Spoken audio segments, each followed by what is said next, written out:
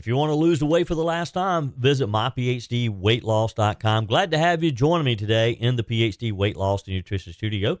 Appreciate you spending a few minutes of your morning with us in today's edition of Just the Truth. Breaking news yesterday afternoon, Senate Democrats quickly squashed impeachment charges against Department of Homeland Security Secretary Alejandro Mayorkas, a swift end to the GOP's attempt to oust him. Senator John Kennedy from Louisiana wants to know why the DOJ let the statute of limitations run out on Hunter Biden's failure to pay taxes. Attorney General Merrick Garland had the opportunity to answer the question yesterday during the Senate hearing. We have that exchange for you. A man's been accused of transporting millions of dollars worth of stolen merchandise from Augusta National, home of the prestigious Masters golf tournament, of course. According to court documents, it's quite an interesting case. Evidently been going on for a number of years now. And parents of Covenant school shooting victims are begging the judge not to release shooter Audrey Hale's manifesto. We have the details on that court case as well. 864-477-JOEY, 864-477-5639. Your comments are welcome on the Firmin Ford text line. You can leave a voice message. Also, your emails are always welcome, joey@joeyhudson.com. I told you we'd be back. And ye shall know the truth, and the truth shall make you free. It's Joey Hudson. I wanted to name it the Joey Hudson bill, but, they don't allow you to put names on bills. But I wanted to call it the Joey Hudson bill because I know that one's been near and dear to you for a number of years. That's how it's done. Let your voice be heard. And the truth shall set you free. Here's Joey Hudson. Let's just jump right in. Senate Democrats yesterday quickly squashed impeachment charges against Department of Homeland Security Secretary Alejandro Mayorkas, a swift end to the GOP's attempt to remove him from office. Why does this matter? Well, killing the charges without a full trial highlights how Democrats saw the impeachment as political theater, but Republicans argue that it sets a very dangerous precedent to not move forward and at least have the trial, have the process. Here's the exchange today. Information of members, there are no further votes today. Now, I remind all members that we have very serious business ahead of us in the next few days, and we'll keep you informed as to schedule as things can get scheduled. Republican leader is recognized.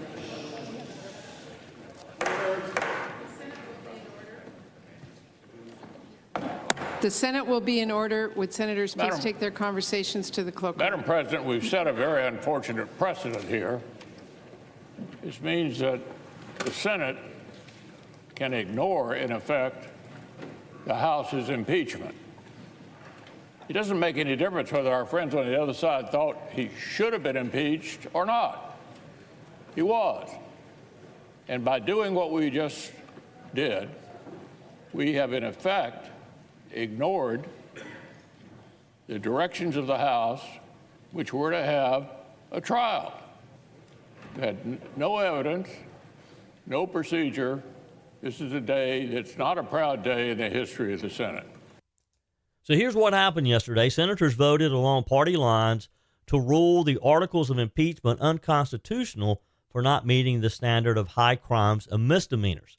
Senator Lisa Murkowski, the Republican from Alaska, voted present on the first article rather than joining with the rest of her Republican colleagues who voted against the article being unconstitutional. Both impeachment articles were declared unconstitutional by a vote of 51-48 for the first charge and 51-49 on the second. Republicans warned that vulnerable Senate Democrats would be punished in the upcoming November general election for their votes to kill the impeachment trial before there ever was really a trial of Department of Homeland Security Secretary Alejandro Mayorkas. Republican Conference Chairman John Barrasso from Wyoming said every Democrat will pay a heavy price in November for willfully refusing to end this border crisis. This was in a statement following the impeachment trial proceedings. Republicans have made border security and immigration one of their top campaign issues this year, and dismissing the impeachment effort was probably a pretty tough vote for some Democrats who are facing competitive races to keep their seats in November. The House made Mayorkas the first cabinet official to be impeached in over 150 years. The impeachment articles charged Mayorkas with breach of public trust and failing to uphold U.S. laws. But Democrats argued that Mayorkas was impeached because of policy disputes and not any high crimes or misdemeanors. Senate Majority Leader Chuck Schumer proposed points of order after senators were sworn in as jurors to deem both of the House-passed articles of impeachment unconstitutional, as you heard him in that clip I just played for you. Votes on the points of order were along party lines. Again, all Democrats agreeing that both articles were unconstitutional. This included 5 of those most vulnerable Democrat incumbents: Senators Tammy Baldwin from Wisconsin, John Tester from Montana, Sherrod Brown from Ohio, Bob Casey from Pennsylvania, and Jackie Rosen from Nevada. House Republican leaders in a joint statement with the Speaker of the House said the American people will hold Senate Democrats accountable for this shameful display. History will not be forgiving of Democrats' decisions to table this hearing, echoed Senator Roger Marshall from Kansas. In a statement, he said the American people will hold Mayorkas accountable at the ballot box this November. Others commenting on this, Senator John Cornyn of Texas additionally slammed his Democrat counterparts for disregarding their duty to the American people.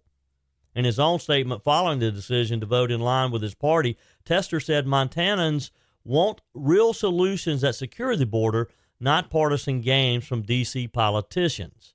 Yeah, these are partisan games now. Wonder how he felt about impeaching Donald Trump a couple of times. Those weren't partisan games, I guess.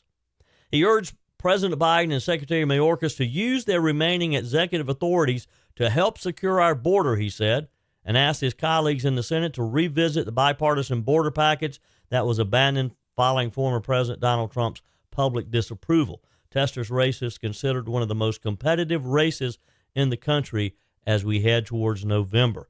National Republican Senatorial Committee spokesperson Tate Mitchell said in a statement, Senate Democrats just showed voters they will do nothing to hold Joe Biden and DH Secretary Alejandro Mayorkas accountable for the disastrous border policies that have caused this crisis. Throughout the Senate's history, charges and trials have only ever been dismissed when the impeached individual had resigned or was otherwise no longer in office. Let me repeat that. Throughout the Senate's history, what happened yesterday with the charges being dismissed without even being considered have never happened, except when the individual had already resigned and was not in office. And that's the dangerous precedent that Minority Leader Mitch McConnell was talking about, that the House thought it was serious enough to vote on the articles of impeachment. That's the first step in the process.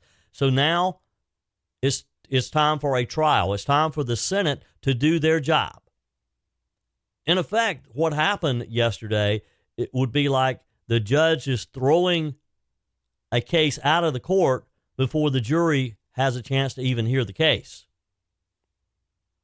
Cornyn noted that the precedent set is unfortunate and part of the Democrats' larger effort to sweep the Biden administration's failing border policies under the rug.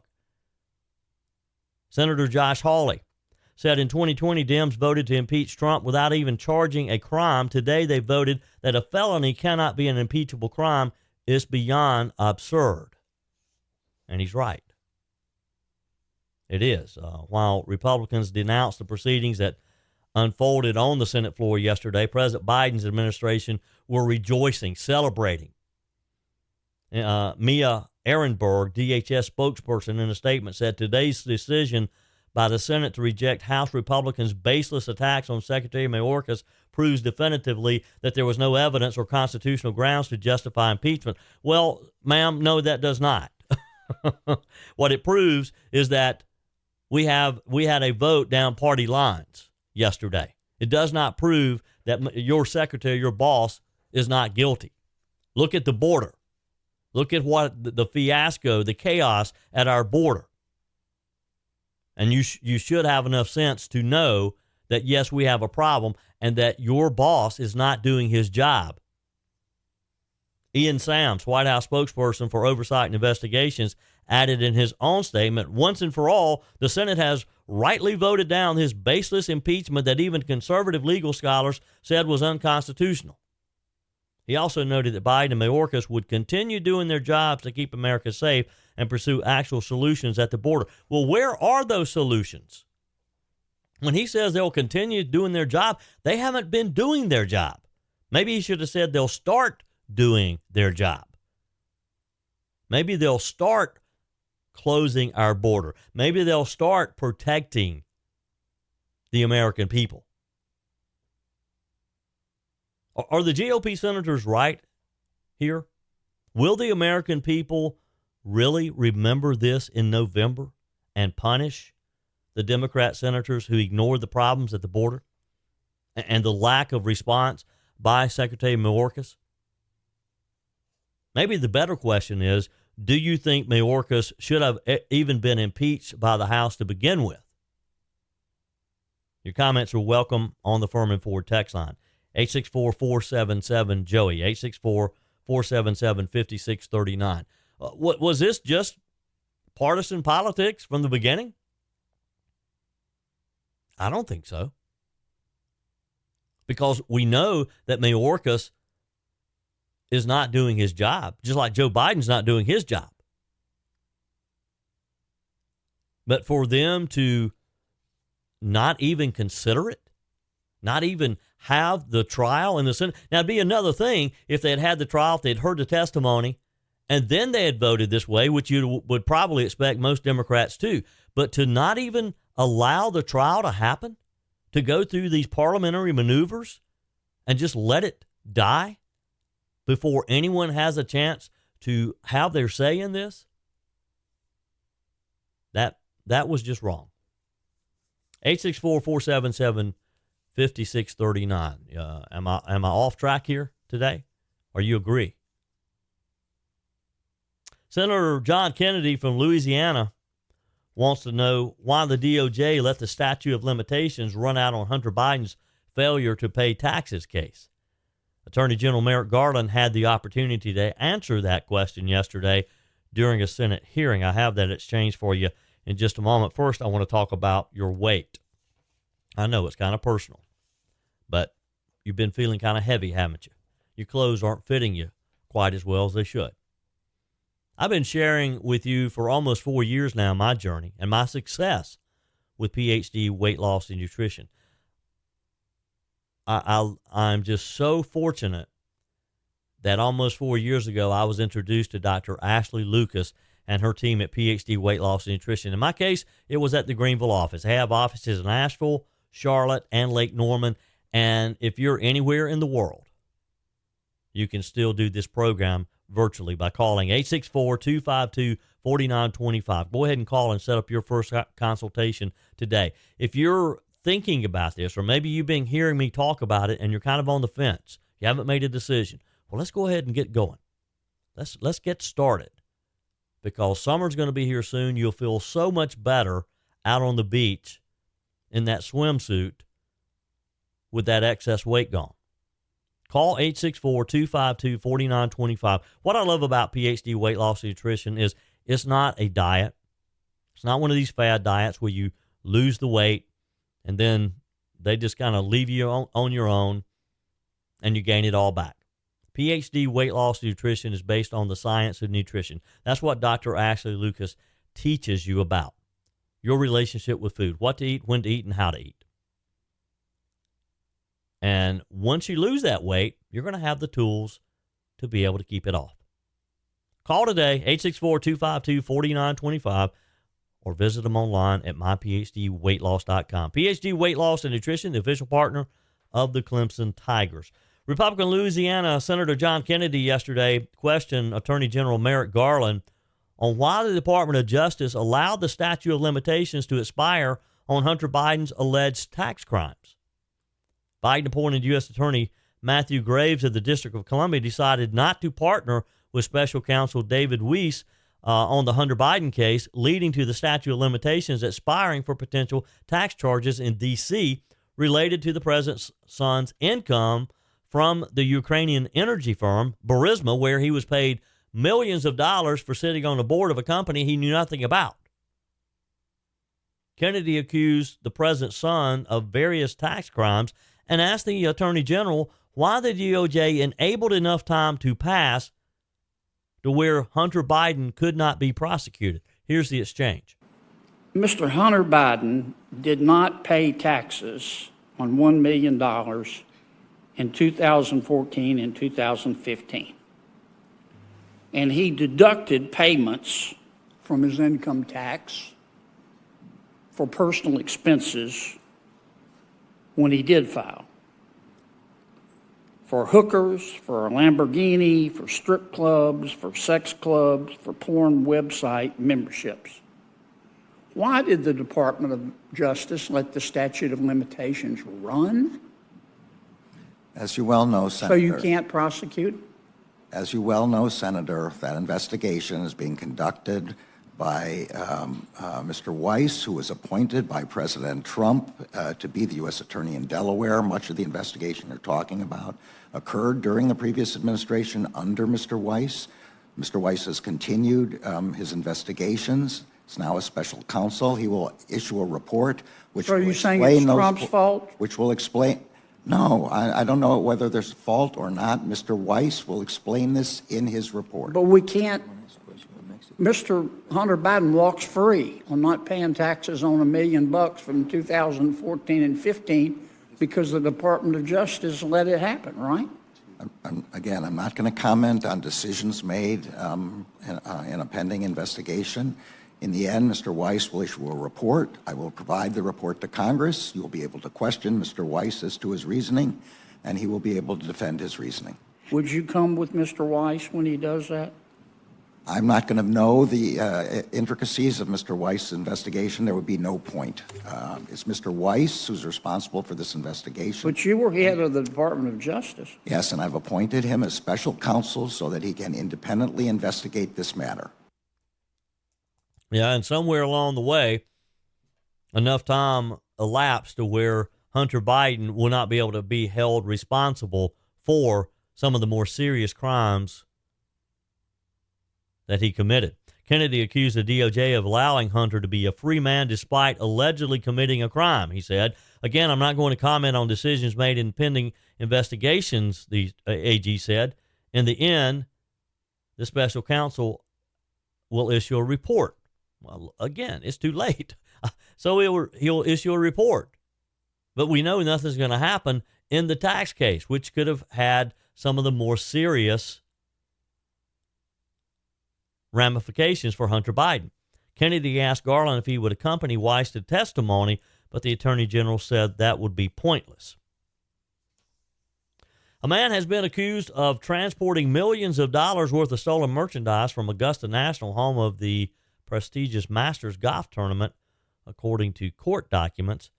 This is kind of intriguing, an interesting case. I'll give you those details after I talk with you about that new vehicle that you're looking for. Are you looking for a new car for the family? Maybe a new SUV, or maybe you need a new pickup truck for your work. A new Ford F-150. You'd look good driving that around. It's never been more important, I believe, to support locally run businesses owned by people who actually live here in the upstate. We have so many of these large dealerships that are owned by corporations in another state now. When you go to Firmin Ford in Lawrence, you're going to have the chance to talk with Matthew Firmin, with Jim Firmin. Their name is on the sign because their name is on the line with every single transaction that takes place. Whether you purchase a vehicle from them, a new one, or one of their great selections of pre-owned vehicles, or they service your existing vehicle, because if you need service, you're not going to have to wait weeks and weeks and weeks to get on the schedule. They'll be able to get you in there.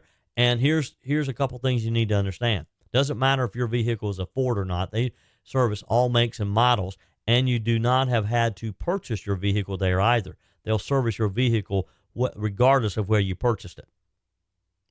And the best thing about it, when you buy a new vehicle or a pre-owned vehicle, or you get your vehicle serviced there, you know that when you leave that lot, your money is staying right there in the community. It's not going to be sent back to some corporate headquarters. Let me encourage you to visit my friends at Firmin Ford in Lawrence. Find them online at firminford.com, firminford.com. Richard Brendan Globinski has been charged with knowingly transporting items from the iconic annual Masters tournament at the Augusta National Golf Club to his home in Tampa, Florida, knowing that they had been stolen, converted, and taken by fraud, according to the charging document that was obtained by media outlets. Globinski has been accused of moving millions of dollars worth of Masters golf tournament merchandise and historical memorabilia approximately between 2009 and 2022 in a court in the Northern District of Illinois, Eastern Division, the document reads. Now, boy, that went on for a long time, 2009 to 2022. If the prosecution is successful, the accused would be liable for refunding any losses allegedly suffered and would lose the rights to any proceeds related to the alleged offense, according to the document. Globinski is a 39-year-old former employee of Augusta National Golf Club, according to the Chicago Tribune. It's reportedly not known what specific items were taken, but they have been stolen and have been trafficked, been sold, I would imagine, on various sites where you can buy sports memorabilia. The Masters tournament is probably one of the biggest, most prestigious of all of golf's major championships. Memorabilia associated with the Masters is very much sought after by fans. And look, Augusta National Golf Club, they're famous for guarding their brand aggressively. They sell a number of items on site only because of this, to protect the brand. Augusta National sued in an effort to prevent their iconic green jackets awarded to winners of the Masters from being sold at auction back in 2017, according to the Associated Press. The club reportedly allows these jackets to leave its grounds only for 1 year before being returned, as they remain property of the club. So if I'm understanding this, so like when Scotty Scheffler received his green jacket this past week for winning it, he gets to keep it for a year, but he has to bring it back when he comes back next year. Again, they have not released what exactly this Globinski took, but if it was worth millions of dollars, must have been a lot. We saw this coming, didn't we? A Walmart near St. Louis, Missouri, is ditching their self-checkout lanes. This past weekend, the Walmart store in Shrewsbury, Missouri began removing self-checkout lanes, according to local KMOV. Walmart said the move is to help improve the store's shopping experience. The self-checkout lanes will be replaced with staffed checkouts.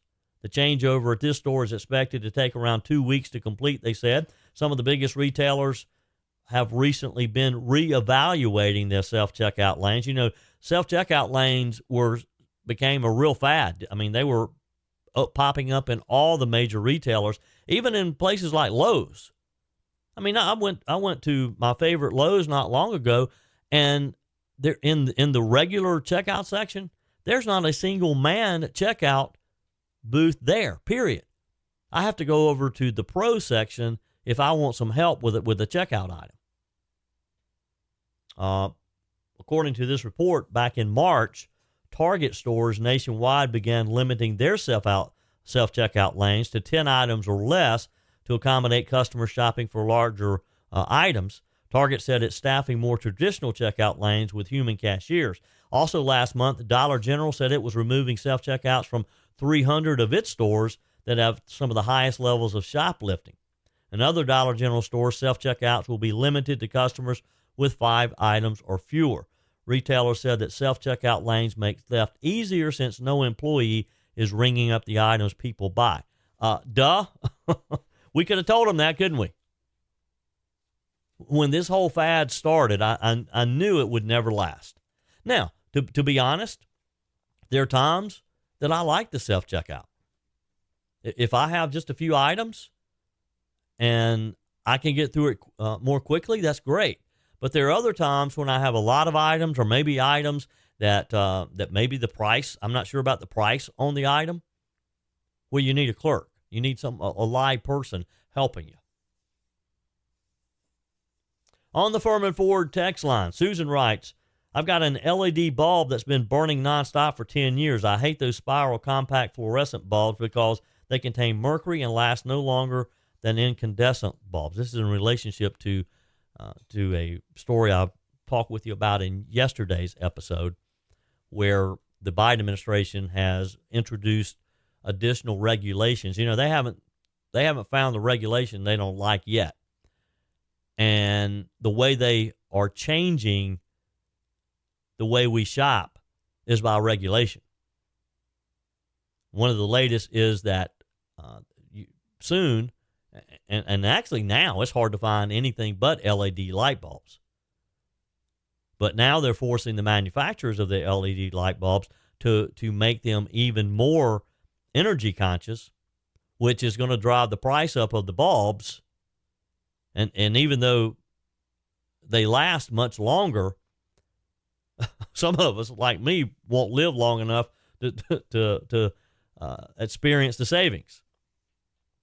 Texture Faye says, Joey, I don't know which riles me more, Mayorkas being given a free pass or those shouting death to America. Try that stunt in Iran and see what it gets you. Anyone who's not happy here, well, buy a one-way ticket out of here. I agree with you, Faye. Let them go someplace else if they don't like living here. Jeff writes on the Firmin Ford text line, that's one of the best numbers I've ever heard. To have that much of an increase of people coming to Jesus is just wonderful. Jeff is referencing, I told you again in yesterday's episode about Peg and I going to the annual fundraiser for the Carolina Pregnancy Center in Spartanburg. And boy, what a magnificent job Alexa Newman and her staff are doing over there, getting ready to move into their brand new building. But I told you about one of the most impressive numbers that they shared with us. Yes, their fundraising was up, and they shared a lot of numbers. The number of people they served were up, but also the number of people who came to find Jesus Christ through their program, that number was up by 113%. That's what Jeff is referencing. And boy, that's something to celebrate. Again, go to carolinapregnancy.org, carolinapregnancy.org if you want to help this wonderful organization. Also, Jeff asked a question, was I the only one that wanted to do the Bible Truth Daily? Well, no, Jeff, you actually, I got a lot of good feedback on that. I just sometimes think that I'm running out of time. So, but if you want it, we'll do it. Our text of encouragement today from Joel, he says, choosing to be positive and having a grateful attitude is going to determine how you're going to live your life. God bless. And that is so true. So true. Thank you for that comment. Your comments are welcome on the Firmin Ford text line as well. 864-477-JOEY, 864-477-5639. So Jeff wants us to start doing a Bible truth of the day each day. So we'll try to do that. Today's is from one of my favorite little books called The God Shot. The scripture is from 2 Peter chapter 1, 3-4. His divine power has granted to us all things that pertain to life and godliness through the knowledge of him who called us to his own glory and excellence, by which he has granted to us his precious and very great promises, so that through them you may become partakers of the divine nature, having escaped from the corruption that is in the world because of sinful desire. She goes on to write, and this book is written by Tara Lee Cobble, by the way. She's the author and has a great podcast called the Bible Recap Podcast, one of the most popular podcasts on faith and religion on Apple Podcast. She writes, did you know that you have all that you need to live a godly life? If you know Jesus, then you have his Spirit living in you, equipping you with everything you need to love and to honor God. How comforting to know that we're not left to do this in our own strength. He does the doing, and he does it for his own glory and excellence. By his divine nature, our sinful nature is being transformed day by day. And someday, when Jesus returns, we'll live in resurrection bodies like his, and all his precious and great, great promises will be fulfilled. All of these gifts are things that we don't deserve, of course. All of this is evidence of his grace being poured out in our lives, multiplied to us. We could never earn these things. They're the exclusive blessings of being his kids, being adopted into his family through no effort of our own. Today, think about the immense gift that he's given you by calling you his child. Revel in the blessings of his gifts to you, and as you delight in him, may your smile and your gentleness point others to him as well. He's where the joy is. And yes, Jeff, I appreciate you encouraging us to do that daily. If you have a special passage, or maybe you have a God shot that you'd like to share with us, send it to the Firmin Ford text line, 864-477-5639. Parents of the Covenant school shooting victims are begging the judge not to release shooter Audrey Hale's manifesto. Details on that in just a moment. Portions of today's show brought to you by Discounted Appliance Warehouse.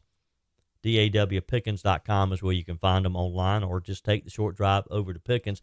Because if you're tired of buying appliances from the inexperienced sales staff who have no appliance knowledge, you walk into one of the big box stores and you ask them about the refrigerators, and the only thing they know about a refrigerator is which aisle that it's on, you know the frustration that you can have. Because there's so many options, so many brands, so many features, and appliances are not inexpensive. You can't afford to not get this right. Discounted Appliance Warehouse, they're who I recommend. They're who I buy all of my appliances from. They have an A+ Better Business Bureau, nearly perfect reviews on Google.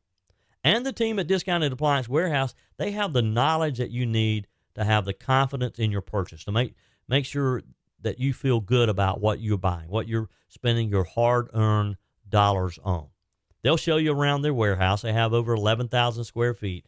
At any given time, about 1,500 appliances for you to choose from. You can buy it today, and in a lot of cases, use it today as well. Their award-winning service department will make sure that they take care of you well beyond the sale as well. And Discounted Appliance Warehouse, they're proud to offer Speed Queen, the only washers and dryers with up to a 7-year warranty on parts and labor. Again, find my friends at DAWPickens.com, DAWPickens.com. Parents of the victims of the 2023 Covenant school shooting begged a judge not to release the killer's manifesto at a hearing in Nashville this week. Transgender Audrey Hale killed 3 children, 3 adults at her former school in March of last year before being shot by police. The 28-year-old left behind at least 20 journals, a suicide note, and an unpublished memoir, which the school and Associated Church have made a huge effort to prevent from being released.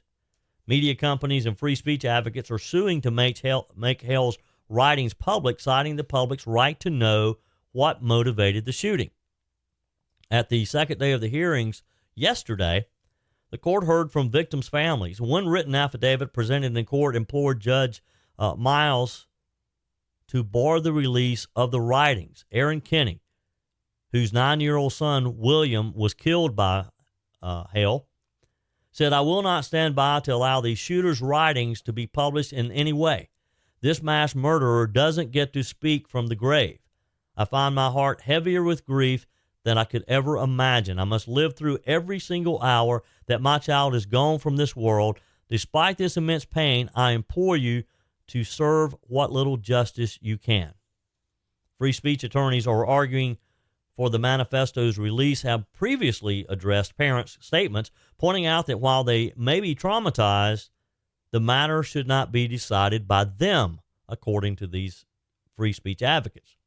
Rob Harvey represents the Tennessean media outlet, pointed out that the parents were not actually the victims of the crime, saying what happened that day is a tragedy, but it doesn't mean that everyone at the school is a victim. Wow. I'm not quite sure how I feel about the release of these. I get the point that some of these media outlets would like to get their hands on these documents. There's even some of the police agencies who believe they should be released as well. But I can certainly, well, I actually can't understand how this father feels because I've never been in his shoes. But for this guy to say that the parents were not the victims that day, I think I could have chosen a little better way to have tried to express myself, because those parents were victims as well. He's wrong on that. The parents were added to this lawsuit back in December after a Tennessee Court of Appeals ruled that they could be a part of it. Lawyers also argued this week that the parents own the copyright to the writings because Hale's family turned over the estate to the victims' families after the incident.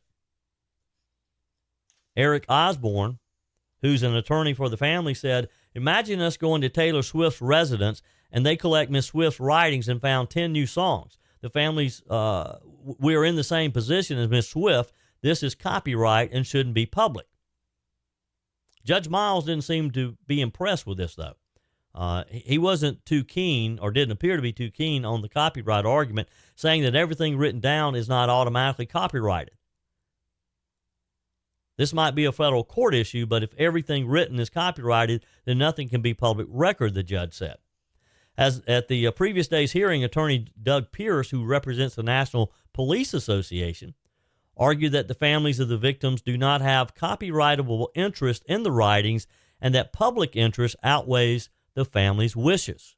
Again, that's one of the police organizations who believes that these should be made public. Other parties suing for the Covenant shooters' writings to be made public include the Tennessean, the Tennessee Star, the Tennessee Firearms Association, and Senator Todd Gardenhire. Additionally, more than 60 members of the Tennessee House Republican Caucus signed a letter last year calling for Metro Nashville Police to release the manifesto. A third argument that's been put forward is that releasing the manifesto could pose a security risk to the Covenant School, which has inserted itself into the legal arguments at every turn. Rockland King, an attorney for the school, said a shooter is motivated by fame and notoriety by publishing their writings and thoughts. By providing those thoughts a platform, you're providing the notoriety and fame. By doing that, it's a real threat. Others will engage in a copycat behavior.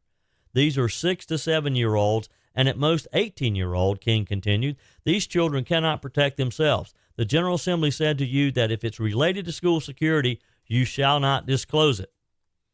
At the previous day's hearing, Pierce had explained that the burden of proof is on those trying to suppress the documents from being released rather than those seeking it, and pointing out that the strong general rule is information is available to the public in most cases. Pierce also said the argument for copycat killers is weak, and studies have shown that the window in which such actions take place is very short, meaning that if there was going to be a copycat in this case, it probably would have already taken place. At the end of court yesterday, Judge Miles acknowledged that the release of the manifesto was a complex issue, saying, "You have placed a heavy burden on me. It's not something I take lightly. My heart breaks for the families in the case. I am a solicitor, but I'm also a human, and as a human, I offer my condolences to the families who have been affected by this tragedy." It's not clear when Judge Miles will issue a ruling, but asked by lawyers for additional written arguments, or the judge asked for additional arguments from the lawyers. She gave them a 7-day deadline to file those additional briefs. Miles will likely rule after the court has had a chance to review the documents. Both sides have vowed to appeal the ruling if it doesn't go their way, meaning the issue is unlikely to be resolved anytime soon. That's a tough one, because I can see why those families do not want these documents to be published. I get that. Love to get your comments. What do you think? Should these documents, should the manifesto be released to the public? Are you on the side of free speech here? Or do you think the parents are right, the families are right, the school is right, that this would only encourage potentially other shooters to do the same thing, to write a manifesto, go to a school or to a public area and kill some people to gain the notoriety. It takes a real sick mind to think like that. That's it for today's edition of Just the Truth. Appreciate you joining me in the PhD Weight Loss and Nutrition Studio. To lose weight for the last time, visit myphdweightloss.com. Hey, please join my mailing list. Go to joeyhudson.com. Click on the Connect with Joey button so that you can receive our emails with the most up-to-date news. Also, find me on YouTube. Just search for Joey Hudson. Appreciate you spending a few minutes of your day with me. Keep those comments coming via the Firmin Ford text line, 864-477-JOEY, 864-477-5639. Love to hear some of your thoughts on some of our topics today, particularly about this school release of these documents. I'd love to get your comments on that on the Firmin Ford text line. Keep those emails coming too, joey@joeyhudson.com. And be sure and share today's episode with someone. I depend on you to help me recruit new listeners to Just the Truth. You know, I was so grateful at I mentioned earlier, the Carolina Pregnancy Center, and what a great job Alexa Newman and her staff are doing over there. I'm just so proud of their work. But she was talking in her final remarks at the other night's gala, and she talked about this fight that we have to continue for life. Yes, Roe v. Wade, that is done. Now the hard part starts, and this is where organizations like hers come into play. But in her closing remarks, she said, you know, you've got to seek the truth. And she encouraged the entire audience there. I don't know, there are over 1,000 people there. She said, be sure and listen to Joey Hudson and Just the Truth every morning. And that's what we have to do to build our community here, because we got a lot of work to do between now and November. Hope you'll plan to join us tomorrow. Until then, remember, folks, God's got this. He's still in control.